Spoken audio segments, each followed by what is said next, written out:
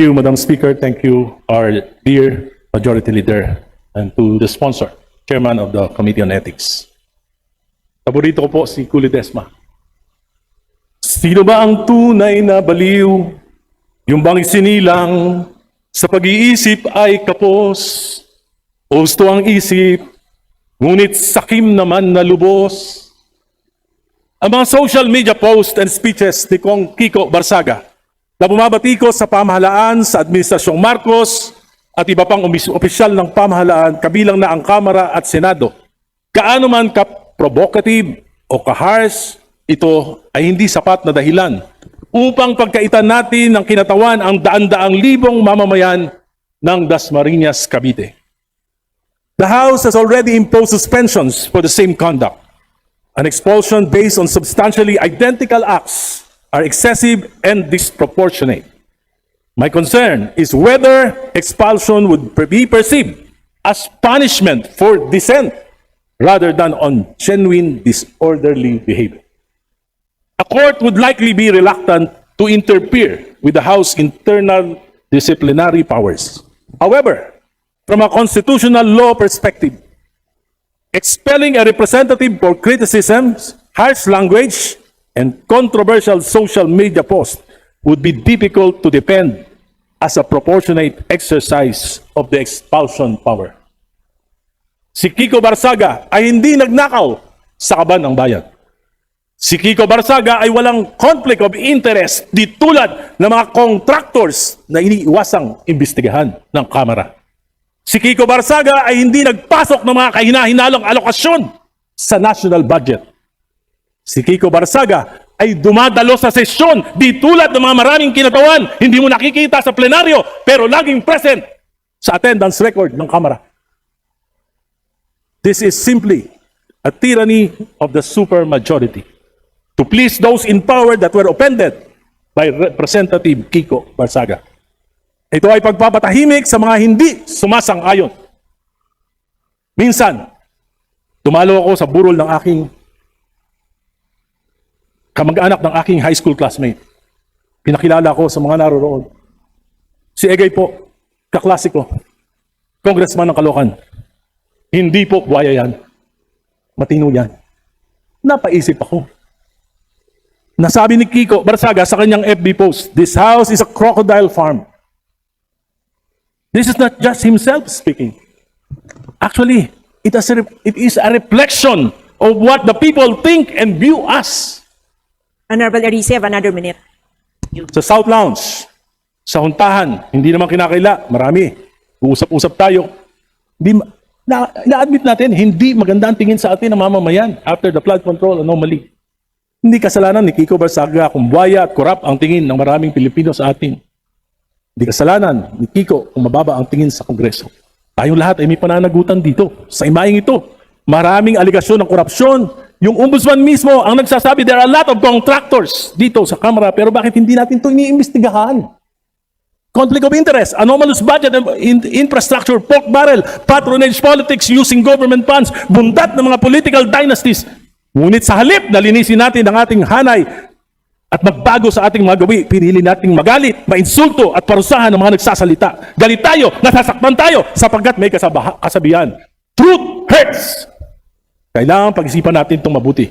Bilog ang mundo. Papanalangin ko na huwag dumating na tayo ang magiging biktima ng kapangyarihan na ginagamit upang apihin ang malayang pagpapahayag. Ayon sa awit ni Alicia Keys, ang title ay Karma. Karma. What goes around, comes around. What goes up, must come down. Mga ate, kuya, tatay, nanay, lolo o lola ni Kiko dito sa Kamara. Ang bata, kung nagkakamali, alam ko, hindi gaanong normal yung mga gawi ni Kiko dito sa Kamara. Pero minsan, yung bata, nakakatuwa. Pero yung mga matatanda na ayaw magbago, dapat, alalahanin natin, dapat, habang tumatanda tayo din sa Kamara, tumitino rin tayo. Salamat po. Majority Leader. Madam Speaker, I move to recognize Representative Rolando Valeriano of the 2nd District of Manila for his manifestation. The Honorable Rolando M. Valeriano from the 2nd District of Manila is recognized for his manifestation. You have 3 minutes. Thank you. na walang tigil sa kontrobersya. our family to live and lead according to how our parents raised us. Much of it did, not whether he was discourteous or reckless. He may well have been. The question is whether expulsion is commensurate with what he actually did.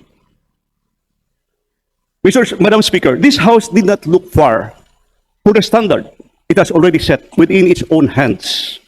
In 2024, in the 19th Congress, former Speaker Pantaleon Alvarez faced the gravest species of legislative misconduct imaginable short of treason, publicly urging the armed forces and the Philippine National Police to withdraw their support from the Commander-in-Chief, a conduct the Department of Justice was investigating as inciting to sedition. The Committee on Ethics, by unanimous vote, recommended a 60-day suspension. And yet, this plenary deliberately downgraded that penalty to mere censure, a formal reprimand on the express finding that suspension was disproportionate to the nature and context of his misconduct, the statements being emotional expressions rather than intentional calls for harm. In that act, my colleagues, this House articulated upon its own record a binding principle that the penalty must be proportioned to the true gravity and context of the offense. Measured against that benchmark, the sanction now before us is starkly inverted. Our colleagues' offense consisted of incendiary and defamatory posts, conduct unbecoming, speech-based misconduct that, however distasteful, falls well below the incitement of the military to abandon their commander-in-chief. Yet for that lesser conduct, he was made to suffer not censure, but a 60-day suspension without pay, followed by a second consecutive 60-day suspension. If quasi-seditious appeals to the armed forces earned only a public reprimand, then stack suspensions for objectionable online posts cannot be reconciled with any coherent standard of proportionate discipline. They invent the very proportion of this House, they invert the very proportion of this House professed in Alvarez, and they approach the de facto disenfranchisement of an entire district for what it remains, at bottom, protective if intemperate speech. I do not rise to defend his manners. I rise to question our measure. A penalty must answer to the offense, and this one does not. It overreaches the speech it would punish. It overrides the voters who chose him. It overshoots every principle of proportion our Constitution was raised to protect. So let us discipline if discipline is due. But let us not expel, for to expel here is not to uphold the dignity of this House. It would diminish it. Thank you, Madam Speaker. I yield the floor. Majority Leader. Madam Speaker, I move to recognize Representative Tobias M. Chanco of the Lone District of Navotas City for his manifestation. The Honorable Tobias Toby M. Chanco from the Lone District of Navotas City is recognized for his manifestation. You have 3 minutes. Yes, Madam Speaker, dear Majority Leader, and dear sponsor.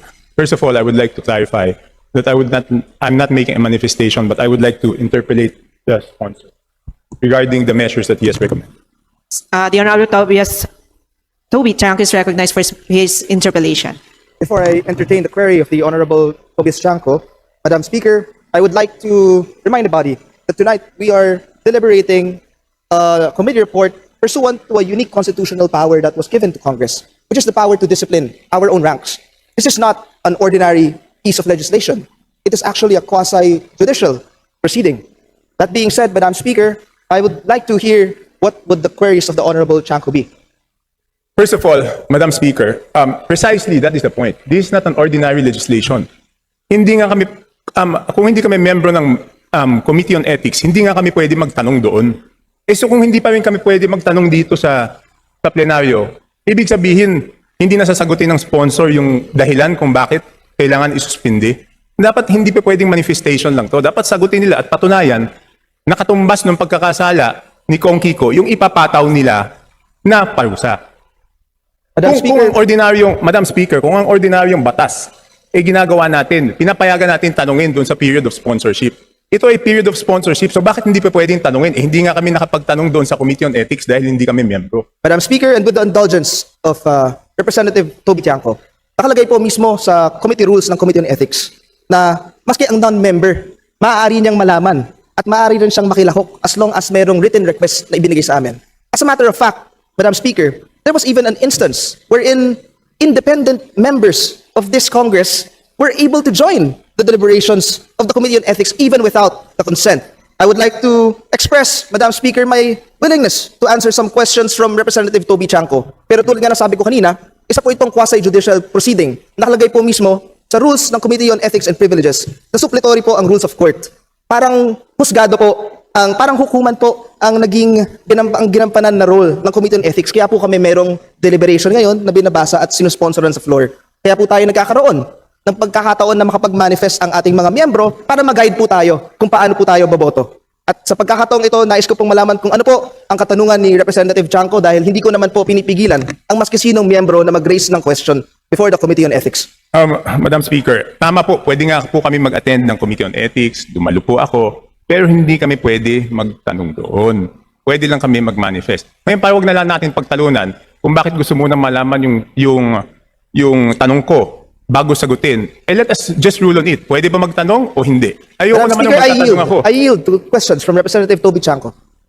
Okay, so number one po, will the sponsor confirm that the committee report was just posted at 2:55 p.m. today and printed copies were just distributed maybe 10 minutes ago? Madam Speaker, as a matter of fact, hindi lamang 10 minutes ago po. Kanina, naibigay po sa Committee on Rules ang committee report ng Committee on Ethics. And this matter was actually approved as early as April 28. Sa totoo lang po, Madam Speaker, ayon sa aming rules, all information pertaining to any disciplinary action against any member of the House is considered confidential. Pero kung meron po tayong miyembro dito na gustong malaman ang mga nangyayaring proceeding, malaya naman po sila na lumapit sa Committee on Ethics at magtanong. Another one po, Madam Speaker, kanina pa po na-distribute ito dahil kanina pa po ito inaprubahan ng Committee on Rules. Ang tagal po natin nag-suspend kanina, mahigit 2 oras po ata tayo nag-suspend, and I believe that is enough time for us to deliberate on this matter. As a matter of fact, Madam Speaker, I would like to even express my willingness to read the committee report in full. If that would be the request of Representative Toby Chanco, willing po akong basahin ang buong committee report niyan. Hindi, ang tanong ko lang po, Madam Speaker, kung kinukumpirma na 2:55 lang po unang nakita yung committee report dahil yan po ang oras ng pagka-post doon sa Viber group natin. Yun lang po ang tanong. Madam Speaker, 3 oras na po ang nakalipas mula nung ipinost sa Viber group. Kaya nga, Hindi naman po ganun 2:55, kahaba. di kinukonfirm Hindi naman lang po po. ganun kahaba ang committee report para basahin. That being said, Madam Speaker, valid naman po ang katanungan at ang concern ni Representative Toby Chanco, and his manifestation would be noted and it would be considered by all of our members as we vote on this committee report. Okay, pangalawa po.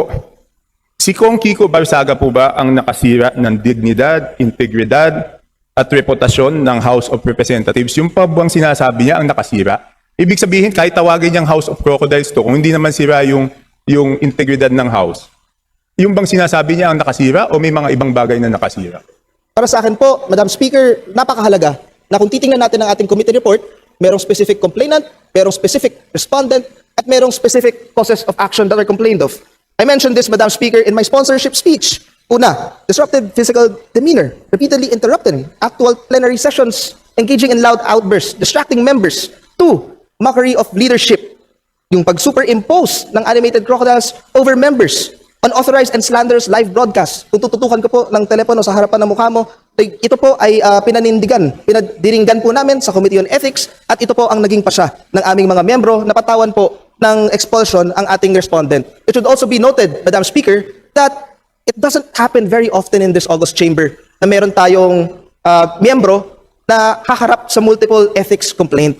Pagkatapos po, masuspende ng ating respondent on 2 occasions, may kolatilya po ang committee report. Nakalagay po dyan, repetition of a similar misconduct will result to a more severe penalty. At ito po ang naging ruling ng Committee on Ethics and Privileges, and I appreciate the query of Representative Toby Chanco tsaka lahat po na ng manifest. Napakahalaga po nito na mapakinggan po natin ang bawat miyembro para mag-guide po tayo kapag papagbotohan po natin ang committee report na ito. Maraming salamat po. Yes, Madam Speaker.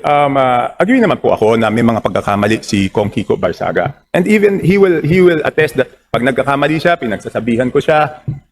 Isang example po noon doon sa nangyari kay Kong Akop na naparusahan na po natin siya noon. The 60-day suspension meted out last time was because of what he uttered against the late Kong Akop. And I explained in my vote that time, and I even told him, Kiko, dapat hindi mo ginawa yan. Kasi sa atin, sa Pilipinas, masyado ang paggalang natin para sa yung mga no? So hindi ko sinasabing wala siyang kasalanan. May mga kasalanan siya. Dapat may parusa rin sa kanya. Ang tanong lang is yung bang mga kasalanan niya na naggawa, ang tamang parusa doon o katumbas ba nun ay expulsion. Di ba? the penalty should be commensurate to the offense. So yun lang, pakipaliwanag lang kung bakit doon sa mga nasabi niyong mga kasalanan niya, dapat siyang tanggalin bilang congressman at yung mga bumoto sa kanya ay mawala yung binoto nila. Yun lang po ang aking gustong malaman. Hindi ko po sinasabi na wala po siyang kasalanan. May kasalanan po siya. Dapat may parusa din po. Pero tama bang parusa yung tanggalan siya ng posisyon o tanggalin siya sa pagiging congressman dahil doon sa mga nagawa niya? Madam Speaker, uulitin ko lamang po ang bahagi ng aking sponsorship speech kanina. With the representative having meted with 60-day suspensions in 2 instances, the committee considers that another penalty of suspension will not likely deter the improper behavior which continuously reflects negatively on the image of the House of Representatives. Para sa kaalaman po ng ating mga miyembro, the Committee on Ethics was put in a really tough predicament because we faced multiple complaints with different causes of action pertaining to the same respondent. At the same time, maaaring magkaroon pa po ng influx of cases against the same respondent from different complainants and for different causes of action. Kaya sana po nauunawaan ng ating kasamahan sa Kongreso na hindi po simple ang trabaho ng Committee on Ethics and Privilege. We actually afforded maximum tolerance to our respondent dahil may mga okasyon pa nga po na the same day, hindi po makakadalo sa hearing, magre-reschedule kami para lang makinggan ang kanyang panig. Binigyan po namin ng pagkakataon ang ating respondent na dumalo at magpakita sa ating committee. And I share the view of Representative Janco. Mahirap po ang rekomendasyon na inirekomenda ng Committee on Ethics, but I hope all of the manifestations that were given on the floor would guide all of us when we vote on this matter. Maraming salamat po. Yes, maraming salamat po, dear sponsor. Panghuli lang po, Madam Speaker. No? Alam niyo po, ito lang po ang pakiusap ko sa ating mga kasamahan dito. Ako po kasi naranasan ko na dito yung ilang beses maging independent. No? Ngayon lang ako naging parte ng majority. Yung ating kapangyarihan bilang mayorya ay ingatan po natin, gamitin natin ng maayos. Kasi baka dumating yung panahon, tayo naman ang mapunta sa pagiging independent, tayo mapunta sa minority. Doon pa lang natin mararanasan, no? At kahit tayo ay part ng majority, gusto rin naman natin tayo ay may boses, hindi pinipigilan yung ating salita. Pag tayo ay mabilis magdesisyon dito at tayo ay nagkaroon ng president na masyadong mahigpit ang parusa, pwede na tayong takutin dito na huwag na lang tayo magsalita dahil pwede tayong parusahan at doon na mawawala ang integrity ng House ng Representatives na ito kung ano pa po ang natitira dito. Yun na po, Madam Speaker, maraming salamat. Maraming salamat po, distinguished colleague. The Committee on Ethics would like to assure the entire body that our right to the freedom of expression will always be respected and it will always be upheld. And I would assure everyone that the Committee on Ethics will be impartial and judicial at all times. Maraming salamat, distinguished colleague. Majority Leader. Madam Speaker, I move to recognize Representative Hindi, kasi lahat yan budol. Alam mo, walang katotohanan lahat ng sinabi niya. You were talking about 2022, bakit umakyat ng 7.6% yung GDP natin. Tapos yung 2021, 5.7%. Alam mo, ang investments noon, tumaas ng 13.7% noong 2022 at 20% noong 2021. Noong first quarter, last year, fourth quarter, last year, bumagsak ng 10.9% ang investments. Tapos, first quarter this year, bumagsak siya ng 3.3%. So, saan niya kahahanapin yung 6% growth niya? Yung foreign direct investments nga, of course, this does not include yung local investments. So, foreign direct investments, so far, I think this year mga 35% na yung binagsak, no? So, hindi ko talaga alam kung saan niya, budol nga eh. Sasabihin lang niya yung gustong marinig ng mga tao, pero when it comes to the hard numbers, hindi lumalabas yan sa katotohanan. Ko lang po dito sa inflation rate na pagtaya ng BSP, unahin ko lang muna yung recent interview po ni Marcos Jr. sa Bloomberg. Positibo po siya na makamit ang 6% na GDP sa natitira pong panahon niya bilang Pangulo. Ano po ang masasabi niyo rito? Ito ba'y makatotohanan? Lalo na yung kanyang mga pagrarason sa mga strategiya para makuha itong 6% na GDP po, Ma'am Cora? Pwede yan sa panaginip niya. Kasi yung first quarter this year, 2.8 na lang eh. And ang trajectory is still downward kasi negative nga yung yung investments mo. Tapos yung infrastructure mo, wala rin masyado nangyayari, di ba? So, I don't know where he will see that growth of 6%. Kasi kung like for instance for this year, no, kung 2.8 lang ang tinaas ng ekonomiya natin sa first quarter, babawi siya ng 3 quarters, no? So more than 6% dapat ang iakyat nung next 3 quarters na yon para makahabol siya. So dapat mga 7% per quarter. Napaka-imposible nun kasi unang-una, meron tayong krisis sa langis at yun nga, walang masyadong investments na pumasok, no? Negative nga ang growth. So, meron pumasok pero negatibo ang growth. Kumbaga, konti lang, mas malaking binagsak. So, hindi ko alam talaga kung saan niya. Tapos, yung sa trade natin, lumaki pa yung trade gap, no? Yung trade deficit. Kasi mas malaki yung imports ngayon dahil tumaas nga yung presyo ng langis. So, drag din yung trade mo sa GDP growth mo, no? Kasi mas malaki yung negative yung imports kesa sa exports. Tapos nanghina din yung overseas Filipino workers na remittances, no, yung OFW remittances. Hindi, tumaas pa rin pero medyo mahina yung pag-akyat niya. So yun, panaginip lang yan, 6% na yan, budol yan.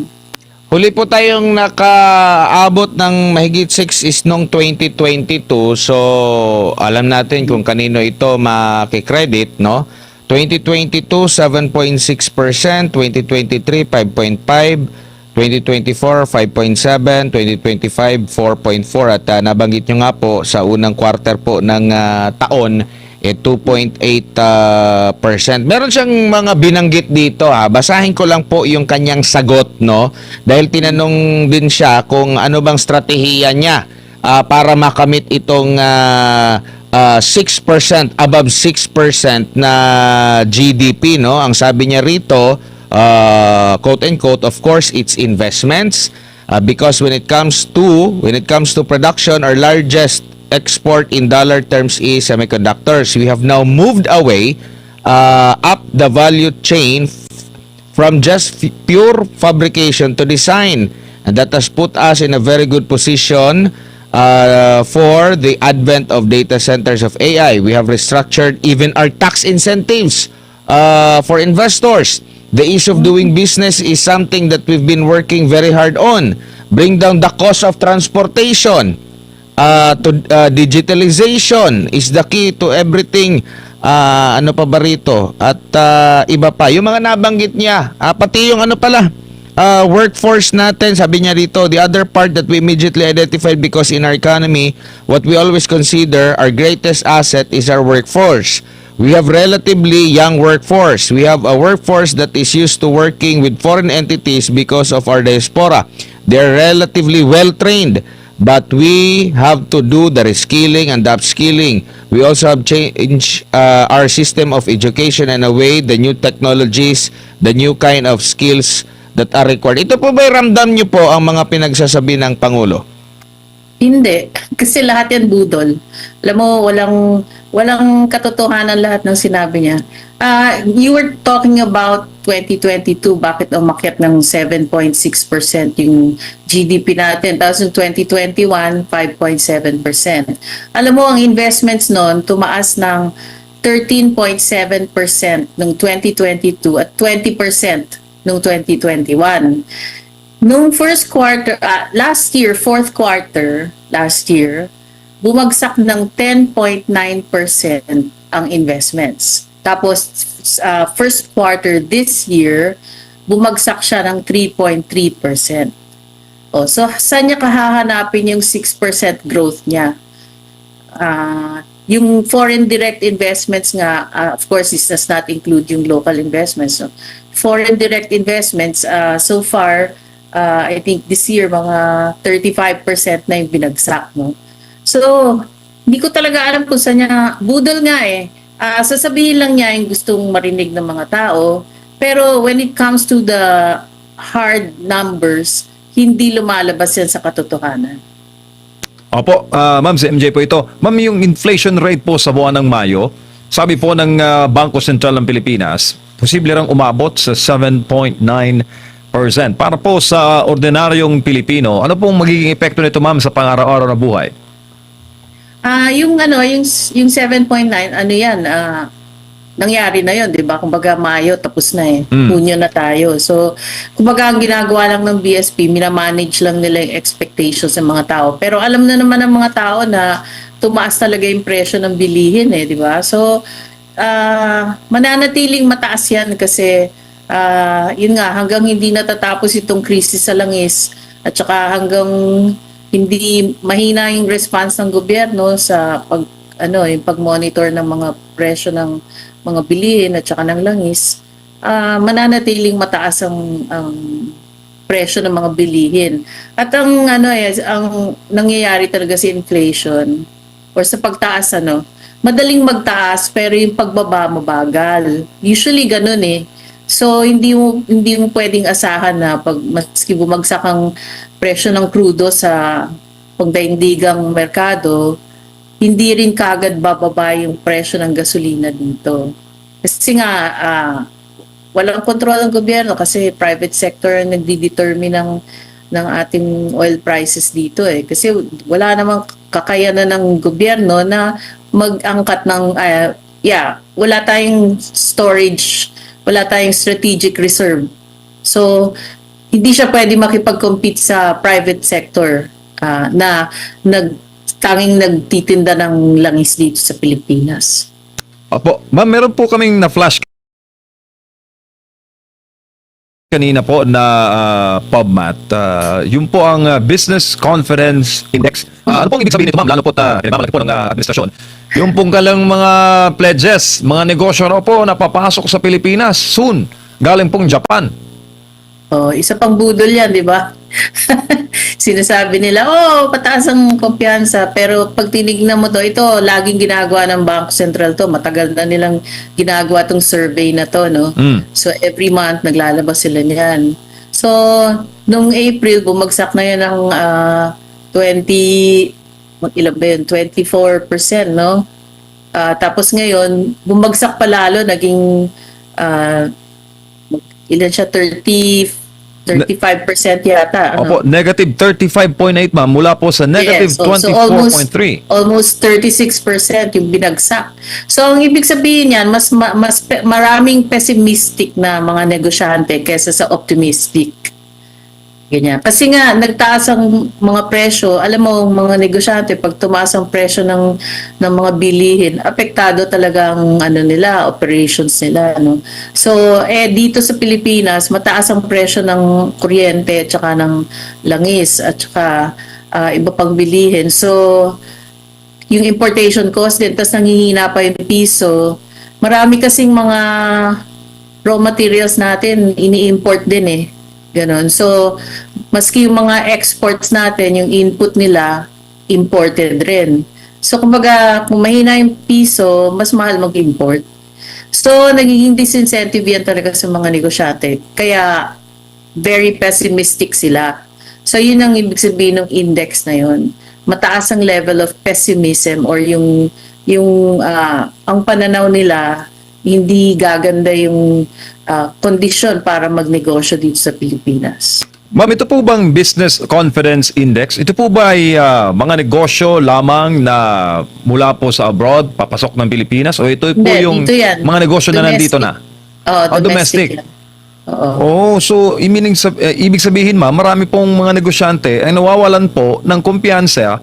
Nagaganda po ang takbo ng ating ekonomiya, pero bakit po iba tila ang sinasabi po ng administrasyon? Di ba dapat po ma'am, pag sa gobyerno, harmonious po ang inyo pong mga pahayag. Dapat ang pahayag po ninyo ay nakabase sa datos. Itong Business Confidence Index ng Bangko Sentral, napakalinaw po ng mga graph, kaya lang negative, pababa. Yun nga, budol nga. Sasabihin lang nila yung gusto marinig ng mga tao kasi yan ang kino-cover ng mainstream media eh. Hindi naman talaga ina-analyze ng mainstream media yung mga ganitong datos, di ba? Nakikita mo ba yan sa kanila? At saka, if ever nga, sasabihin, nakita ko meron isang, I think Manila Bulletin, linabas nila yan. Pero walang analysis. Di ba? Kumbaga, sinabi lang nila, bumagsak, ganyan. So bakit bumagsak? At saka, ilan na yung binagsak? Kaya kung makita mo yung chart na ginawa ko, makikita mo talaga yung trend na pabagsak ng pabagsak. Opo, tsaka pag nagtanong kayo, ma'am, actually, may mga nakausap kami dito, nakapanayam kami ng mga negosyante. Malalaking negosyante ito, ma'am, ha?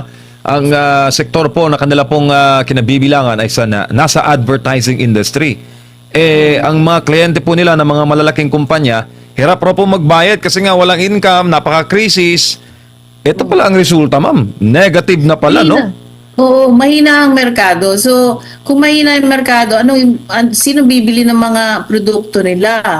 So, syempre babawas din sila ng manufacturing. Kaya manufacturing index bumaba rin ng mga 48% galing sa 50+%. No? So, bumaba yung manufacturing index mo. Ang ibig sabihin din yan, magli-lay off sila. Okay? Kasi kung bababaan nila yung production nila, tapos i-maintain nila yung mga employees nila, tataas yung fixed cost nila, pero liliit yung kikitain nila. Kaya ganyan ang mangyayari. So, kaya pessimistic sila. So, yung pessimism na yan, magre-resulta yan sa layoff or higher unemployment. Opo, di ba po ma'am, sinasabi na ang mga MSMEs, ang backbone po ng ating ekonomiya, kung ganito po ang forecast, malamang sa malamang, mga Pilipino po ngayon, hindi na po magtatayo ng mga bagong negosyo. Well, yung iba siguro, pero alam mo yung mga maliliit na negosyo, mahihirapan sila talaga. Ang worry ko talaga yung small and medium scale enterprise kasi syempre yung mga kapital niyan maliliit Tapos kung tataas ang presyo ng mga bilihin, apektado talaga sila. And sadly, yung SMEs, no, yan ang mataas mag-employ Sila yung largest employer sa buong Pilipinas. So kung maapektuhan sila, marami talaga mawawalan ng trabaho. Ma'am Cora, si Edmar po ulit, baka binabagay lang po itong business confidence index sa net satisfaction rating po niya para at least uniform. Oo, consistent, negative. Diba? Opo, pero ang tanong ko po talaga, ma'am, no, yung net satisfaction na negatibo po, ma'am, appealing ba yan sa mga negosyante? Or kabilang ba yan sa mga chine-check din nila yung satisfaction rating ng taong bayan na binibigay nila sa presidente? Siyempre affected yan kasi pag walang tiwala ang buong madla, 'di ba, sa presidente, paano magkakatiwala ang mga negosyante sa pamahalaan niya? Kasi yung net satisfaction rating, performance rating yan 'di ba? Kung masaya ang mga tao, big sabihin magaling siyang leader. Pero kung ganyan kababa na yung net satisfaction rating niya, big sabihin hindi siya talaga effective. Kaya nga nanghihina yung ekonomiya. Actually, mas magandang indicator talaga yung economic indicators. Yung net satisfaction rating, that's more of a political measure. But it also reflects on the kind of leadership na pinapakita niya. Kaya nagre-resulta sa ganitong klaseng economic numbers. Opo. And dito po sa remaining 2 years ng kasalukuyang administrasyon po, Ma'am Cora, though meron pa siyang sinasabi mga pledges, mga pangako pa yan, di pa nga natin alam kung yung mga pledges ng mga pinakauna, ng mga naging resulta noon. Sa tingin niyo po yung projection pag ganito pa rin yung pamamalakad, yung polisiya para sa ekonomiya natin, ano po yung magiging resulta kaya po nito sa hinaharap po, Ma'am Cora? Pledges lang yan, hindi naman yan actual di ba? So, kung yung mga previous commitments mo hindi naman pumasok kasi nga yung net foreign investments mo bumagsak So, ibig sabihin, yung mga kinumit nun, hindi naman talaga nangyari. Or if ever, konti lang. Ngayon, itong sa Japan, siguro face-saving measure para hindi lang mapahiya si Presidente o nag-commit sila, nag-pledge sila ng ganyan. Pero walang kasiguruhan or walang kasiguraduhan na talagang papasok yung perang yan.